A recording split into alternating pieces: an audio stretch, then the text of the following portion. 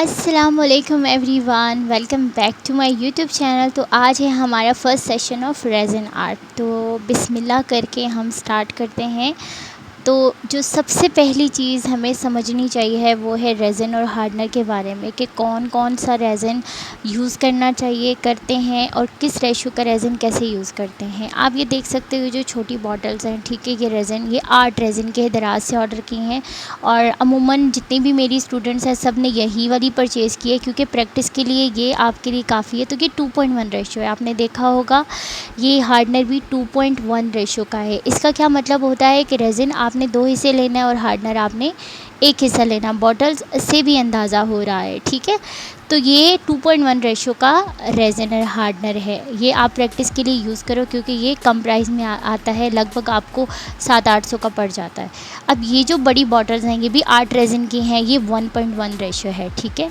अब ये 1000 ml है, 500 ml रेज़न है एंड 500 ml हार्डनर है, ठीक है। ये 1.1 रेशो है, तो इसको बराबर यूज़ करना है। बराबर कैसे यूज़ करना है कि आपने जितना रेज़न लेना है उतना ही आपने हार्डनर लेना है, बिल्कुल मेजरमेंट अच्छी तरीके से करके। जो लोग जस्ट प्रैक्टिस करने के लिए रेज़न और हार्डनर ले रहे हैं उनको मैं ये रिकमेंड नहीं करूँगी। बड़ी बॉटल्स ये आपको पड़ जाती हैं 3500 से 4000 तक, और ये एक्सपेंसिव भी है। तो आप प्रैक्टिस के लिए जस्ट ये छोटे वाला रेज़न यूज़ करो। ये जो बड़ी बॉटल्स रेज़न के हैं ना, ये जब आपको काम आ जाए, आपका काम चल जाए, तो आपने ये बाय करनी है। उसके बाद आपने अपना काम स्टार्ट करना है, ठीक है। इससे पहले आपने नहीं। अब आ जाते हैं एक और कंपनी के रेज़न पे। ये है जी मैजिक कंपनी का रेज़न। आज मैंने ये रिसीव किया है, ठीक है।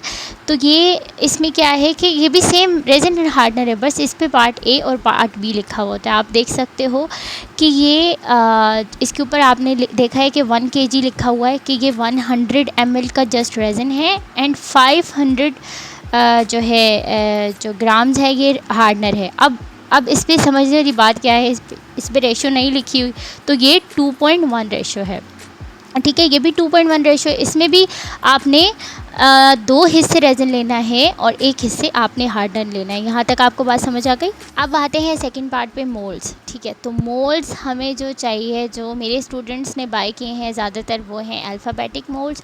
तो हम अल्फ़ाबेट मोल्ड पे आज प्रैक्टिस करेंगे। इसके अलावा भी और होते हैं, जैसे ये बटरफ्लाई मोल्ड है, आप इसमें भी प्रैक्टिस कर सकते हो, ठीक है। इसके अलावा एक राउंड शेप मोल्ड आता है, जिसमें आप पिक्चर फ्रेम बना सकते हो छोटा, या फिर की चेन पिक्चर वाला बना सकते हो। तो ये मोल्ड्स होते हैं बेसिकली, इनसे आप अपना बिज़नेस भी स्टार्ट कर सकते हो। मेरा मशवरा अमूमन यही होता है कि किसी एक चीज़ को पकड़ के आपने अपना काम स्टार्ट करना है। अगर आप हर जगह चीज़ें बाय करते रहोगे, हर किस्म का मोल्ड बाय करते रहोगे, एक्सपेंसिव पड़ जाएगा आपके लिए। अगर आपका काम अगर ना चला, अल्लाह ना करे, तो आपको बहुत ज़्यादा दुख होता है, और आप ये समझते हो कि ये काम ही गलत है, ये काम ही सही नहीं है, इसलिए मेरा काम नहीं चला, ठीक है। अब जी हमने मोल्ड्स तो देख ली है, रेज़न भी देख लिया। अब हमने रेज़न मिक्स कैसे करना है। ये सिलिकॉन कप्स हैं, इसकी जगह आप डिस्पोजेबल कप्स भी यूज़ कर सकते हो, ठीक है। ये सिलिकॉन कप्स का फ़ायदा क्या होता है, इनके ऊपर मेजरमेंट भी लिखी होती है, इसके साथ आपको मशीन की ज़रूरत नहीं पड़ती। ये जो स्केल है इसकी ज़रूरत आपको नहीं पड़ती, ठीक है। फिर आपको आइसक्रीम स्टिक्स चाहिए होगी। अगर आपने किचन 2 शेड्स में बनाना है तो आपने 2 आइसक्रीम स्टिक्स लेनी है, ठीक है। अब मैं आज आपको जो किचन बनाना सिखा रही हूँ वो मैंने 2 शेड्स में बनाना है, तो इसलिए मैं 2 आइसक्रीम स्टिक्स लूँगी, मैं 1 आइसक्रीम स्टिक नहीं लूँगी। क्योंकि जब आप रेज़न मिक्स करते हो तो वो कलर, जिसमें आप कलर मिक्स करते हो, वो दूसरे पे ट्रांसपेरेंट कलर पे कलर छोड़ता है, ऐसे आपका किचन ख़राब हो सकता है, ठीक है। तो इतनी बात आपको उम्मीद करती हूँ बहुत अच्छे तरीके से समझ आ गई होगी। अब बहुत से लोग बोलेंगे हमने ना स्केल लिया है, ना मेजरमेंट्स कब लिए हैं, हम कैसे करेंगे। तो आप भी चम्मच के साथ इसको अच्छे तरीके से मेजर कर सकते हो, कोई भी मसला नहीं है। बस इतना ख्याल रखना है आपने, रेज़न थोड़ा थिक होता है और हार्डनर थिन होता है। रेज़न जब आप डालते हो मेजरमेंट करके, तो उसको इस हिसाब से आपने डालना है। आपको पता होना चाहिए कि ये थोड़ा मोटा है, तो हमने अगर भर के चम्मच रेज़न डाला है तो भर के ही हमने हार्डनर डालना है, ठीक है। तो प्रॉपर आपने इस चीज़ का ख्याल रखना है। तो आज का जो किचन है मैं बेसिकली बहुत सिंपल सा कीचेन बनाने लगी। उसमें मैं ऐसा करूँगी कि ये गोल्ड फ्लेक्स यूज़ करके आपको बताऊँगी जो कि आप लोगों ने बाय किए हैं। अब ये लिक्विड पिगमेंट्स आ जाती हैं, ठीक है। लिक्विड पिगमेंट्स भी आप यूज़ कर सकते हो, इसमें बहुत से कलर्स आपके पास आ जाते हैं, या फिर आप मीका पाउडर यूज़ कर सकते हो। अच्छा, पिगमेंट से ना रेज़िन बहुत अच्छे से मिक्स हो जाता है, मसला नहीं है। मगर ये जो मीका पाउडर होता है, बेसिकली पाउडर कलर, जिनके पास नहीं हुआ वो आई शेडो यूज़ कर लें। इनको मिक्स करना थोड़ा ट्रिकी होता है, क्योंकि ये अगर आप मिक्स करते हो ना तो इसके डॉट डॉट रह जाते हैं अगर आप अच्छे से मिक्स नहीं करते। तो मैं यही आपको यूज़ करके बताऊंगी, क्योंकि लिक्विड कलर तो कोई भी मिक्स कर सकता है। तो इनको जब आप मिक्स करोगे, आपने इस चीज़ का ख़्याल रखना है कि रेज़िन बहुत अच्छे तरीके से मिक्स हो जाए। जब मिक्स हो जाता है अच्छे से तो वो बहुत अच्छा कलर देता है। ये बात आपको समझ आ गई?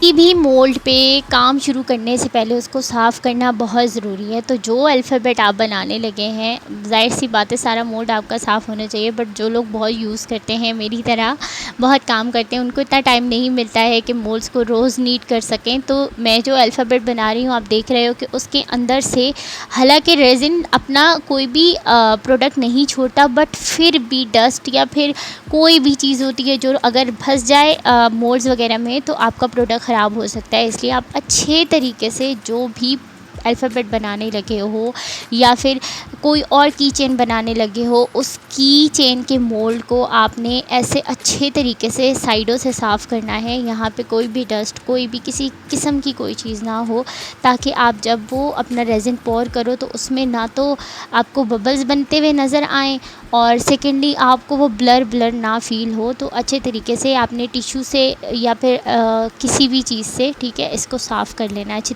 तरीके से, या फिर टेप यूज़ कर सकते हो आप, ठीक है। अब आते हैं मेजरमेंट स्केल पे कि इसको कैसे यूज़ करना है, ठीक है। तो मैं 1:1 रेशो का रेज़िन और हार्डनर ले रही हूँ, इस पे मैं आपको सिखाऊंगी। और जैसे मैं आपको ये बता रही हूँ, साथ साथ दूसरा भी बता रही हूँ कि दूसरा आपको कैसे यूज़ करना है, ठीक है। तो अब हम क्या करेंगे कि हमने लेना है अपना सिलिकॉन कप, ठीक है। और सिलिकॉन कप इस पे स्केल पे रखने के बाद हमने जो है ये स्केल ऑन करना है, ठीक है। ये ऑन ऑफ वाला बटन है, आपने ऑन प्रेस करना है। ऑन प्रेस करने के बाद आपने पहले हार्डनर, आप कोशिश करो कि पहले आप हार्डनर पोर करो, ठीक है, कप में, रेज़िन नहीं, आप हार्डनर पोर करो। तो मैं इसमें 10 ml हार्डनर यूज़ करने लगी हूँ। यहाँ पे 0 लिखा है, जैसे ही मशीन पे यहाँ पे 10 बन जाएगा तो पता चल जाएगा जी हार्डनर जो है हमने 10 ml अभी तक डाल दिया है अपने कप में, ठीक है। तो 10 कंप्लीट होने के बाद ये आपको बहुत ध्यान से करना पड़ेगा, इसको बहुत ज़्यादा ध्यान से करना है। अब यहाँ पे 10 आ गया, इसका मतलब हार्डनर जो है 10 ml मैंने पोर कर लिया है। अपने आइसक्रीम स्टिक के साथ बॉटल का जो है ढक्कन वो आपने साफ़ करना है। रेज़िन हार्डनर ज़ाया नहीं करना, ये बहुत बहुत महंगा आता है, ठीक है। हाँ जी, तो हार्डनर हमने डाल दिया है, अब बारी है रेज़िन की। आप चाहो तो आपको याद होगा कि 10 ml हमने हार्डनर डाला है, तो 10 ही हमने रेज़िन डालना है, तो वो 20 हो जाएगा, वरना आप इसको रीसेट कर सकते हो। तो मैं रीसेट कर रही हूँ, अब इसमें रेज़िन डाल रही हूँ। आप ये देखो कि रेज़िन कितना थिक होता है, ठीक है। ये जब निकलता है तो एक जेल की तरह लगता है, मगर हार्डनर ऐसा नहीं है, इसीलिए मेजरमेंट्स में प्रॉब्लम्स आती हैं। लोग समझते हैं कि हमने 1 चम्मच रेज़िन डाला है, 1 चम्मच हार्डनर डाला है, फिर भी हमारा प्रोडक्ट सॉफ़्ट हो जाता है। वो इसलिए सॉफ़्ट होता है कि आपने कभी गौर ही नहीं किया कि रेज़िन इतना थिक होता है और हार्डनर इतना थिन होता है, हार्डनर पतला होता है। अब मिसाल के तौर पे आपने 1-1 चम्मच तो डाल लिया, बट वो मेजरमेंट में फिर भी प्रॉब्लम आ जाता है। तो मैं यही आप लोगों को सजेस्ट करती हूँ कि आप लोग ना कोई भी मेजरमेंट कप अपने पास रख लो, प्लास्टिक के आते हैं, ठीक है। तो उन पे क्या होगा कि आपके लिए आसानी रहेगी, आपका प्रोडक्ट ख़राब नहीं होगा, रेज़िन ज़ाया नहीं होगा, हार्डनर ज़ाया नहीं होगा। तो यहाँ पे जो है 10 ml मैंने रेज़िन डाल दिया है कप में, ठीक है। तो अब हम इसको अच्छे तरीके से मिक्स करेंगे। मिक्स करना आपने बहुत बहुत आराम से, ये बात आपने याद रखनी है, और एक ही आपने तरीके से मिक्स करना है इसको। यहाँ वीडियो थोड़ी तेज़ है, इसमें आपको ऐसे लग रहा है, मगर मैंने बहुत आराम से रेज़िन और हार्डनर को मिक्स किया है। और आपने एक ही हिसाब में करना है, या तो क्लॉकवाइज़ करना है या तो एंटी क्लॉकवाइज़। तो मैं इसको क्लॉकवाइज़ मिक्स कर रही हूँ अच्छे तरीके से। ऐसे मिक्स करने से पता है क्या होता है, बबल्स नहीं बनते आपके रेज़िन में। रेज़िन मिक्स हो चुका है। अब इसे 2 पार्ट्स में डिवाइड करूँगी, ठीक है। 2 पार्ट्स में क्यों डिवाइड करूँगी, क्योंकि मैंने गोल्ड फ्लेक्स यूज़ करने हैं। उसके लिए मैं अगर ब्लैक कलर यूज़ कर रही हूँ तो उसमें तो मैं ये गोल्ड फ्लेक्स डालूँगी तो ये तो बिल्कुल ही गायब हो जाएंगे, नज़र ही नहीं आएंगे। तो आपने जो थोड़ा सा रेज़िन अलग आपने कप में निकालना है, उसमें थोड़े से गोल्ड फ्लेक्स डालने हैं, ठीक है। और इनको अच्छे तरीके से मिक्स करना है। ये जितने ही छोटे छोटे हो जाएंगे ना, उतना ज़्यादा अच्छा रिज़ल्ट आएगा आपके की चेन में, ठीक है। और जब आप इनको मिक्स करोगे ना, तो कोशिश ये करनी है आप लोगों ने कि साइडों पे जो लग गया है वो भी आपका प्रोडक्ट ज़ाया ना हो, ठीक है। अब हम जो है मीका पाउडर मिक्स करेंगे। तो मीका पाउडर के लिए जो मैंने रेज़न बचा के रखा था, ठीक है, उसको लाएंगे और उसमें ये मैंने मिक्स किया है। आप देख सकते हो कि ये जब मैं मिक्स कर रही थी तो इसमें भी ये छोटे छोटे बबल्स आपको नज़र आ रहे होंगे। ये इसीलिए बन जाते हैं क्योंकि इसको मिक्स करना थोड़ा ट्रिकी है, तो आपने इस पर ज़्यादा टाइम देना है। ये भी ध्यान में रखना है कि रेज़न ज़्यादा गर्म होना जब शुरू हो जाएगा फिर ये आपसे बन नहीं पाएगा, तो आपने अपने टाइम लिमिट का ख्याल रखना है। तो दोनों पार्ट्स जो है रेज़िन जो मिक्स कर लिया है और गोल्ड फ्लेक्स ये जो मिक्स कर लिया है, इनको दोनों को साथ में आपने मोल्ड में पोर करना है। इससे क्या होता है कि आपका कलर जो है वो फैलता नहीं है। अब मैंने एक साइड पे जो मैंने जेड अल्फ़ाबेट का की चेन बनाना है, एक साइड पे मैंने ब्लैक पोर किया है और दूसरी साइड से मैंने गोल्डन ये जो फ्लैग्स वाला है ये पोर किया है।